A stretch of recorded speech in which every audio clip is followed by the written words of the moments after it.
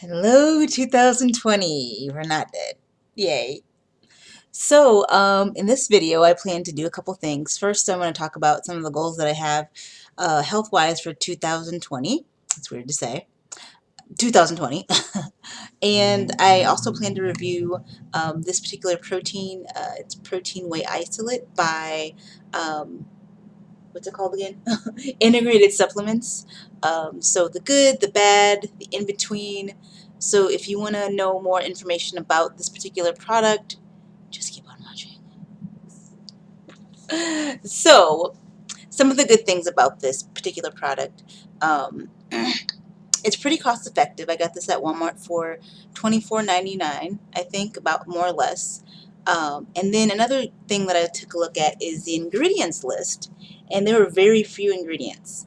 Now, a rule of thumb for me, trying to eat clean, which I haven't been doing lately, but when I am trying a little bit harder, is to have ingredients that you can actually pronounce. So if you're like some type of scientific person or you study Latin or whatever, it might be a little bit easier, but general populations, it doesn't roll off their tongue like nothing. You probably couldn't see these ingredients, but I'll read them off. Ingredients: whey protein isolate, crystalline fructose, Dutch cocoa, non-GMO lecithin, insulin fiber, fine sea salt, Lu Hangao fruit extract. So there's very few ingredients in that, and that's pretty good when looking for something that's a little bit cleaner. Not that this is the cleanest, but because there was a couple ones that I not familiar with and I haven't looked up, so I'll be doing that later. So price point's good, few ingredients, 20 grams of protein per serving, 2 scoops per serving, 28 per container, 1 gram of fat, low in sodium, non-GMO, gluten-free, kosher. So those are some of the positives about it. The taste is something that's kind of in the middle.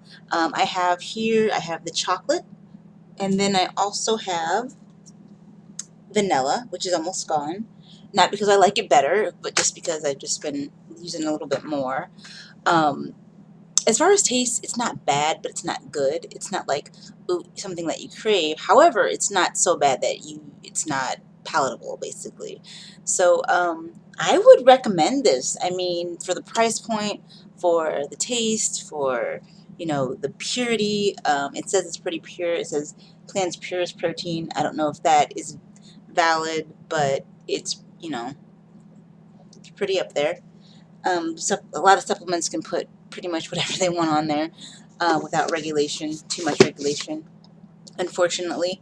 And I do happen to make, since I want to kind of be a little bit more cleaner and, get into kind of like plant-based more, I do also mix it with this Vim Superfood. I've been taking this for about 2 or 3 years. I used to mix it with what's it called? Muscle milk or something, but that stuff is trash. So I picked up the new stuff that I'm reviewing, and I also mixed with this. This is a pea protein. If you want to know more information about this, please comment below. Give me a like if you want more interest. If you're more interested in the Vim superfood pea protein, and I will make a video about that.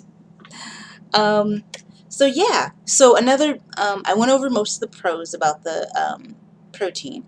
Now here are some of the cons. It's very hard to mix. Not very hard, but it's pretty hard to mix. Sometimes I do put it in my coffee, and it does help break it up a little bit better, and it helps me stay away from the sugar creamers. But it is pretty clumpy. I usually have to end up spooning the bottom and just like eating the rest. And sometimes I just put like a little bit of water and mix it up and then just eat it like that. Not even eat it, drink it as a whole protein shake, but just get a little bit and drink it like that. It's more of like a pudding. I did try to make protein pudding with chia seeds with it one time in my NutriBullet. However, that did not work.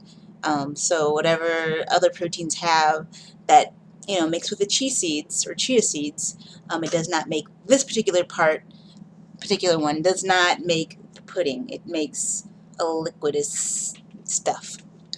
Okay, so now that we've reviewed that, and my overall review is good, basically, I will definitely buy it again. Although the taste isn't fantastic, it's okay. I do like chocolate. Vanilla's not bad either. And now we're going to move on to my goals for 2020. So my health and wellness goals for 2020. So for the past couple of years, I have not been assigning myself really a goal or a resolution, because I mean, they're bound to be broken. A couple times I have, when I was really motivated, but now it seems like I'm older, I have other responsibilities. It's harder to be motivated for, health reasons or health goals or whatever, resolutions. But this year I am assigning myself a goal. I'm currently 140 pounds. So hopefully I'm going to try to get down to 130 is my base, where I'm looking pretty good if I'm working out. I mean, there's a whole another video about, how 130 can look so many different ways in so many different people. But 130 when I work out is pretty good. Um, so I'm kind of shooting towards that. It's not going to be hard. I mean, I know what to do. So that's one of my goals. What are your goals? So I'm interested to know. Thank you for watching, and in the next video, I will probably review the plant protein. Have a great one. Bye.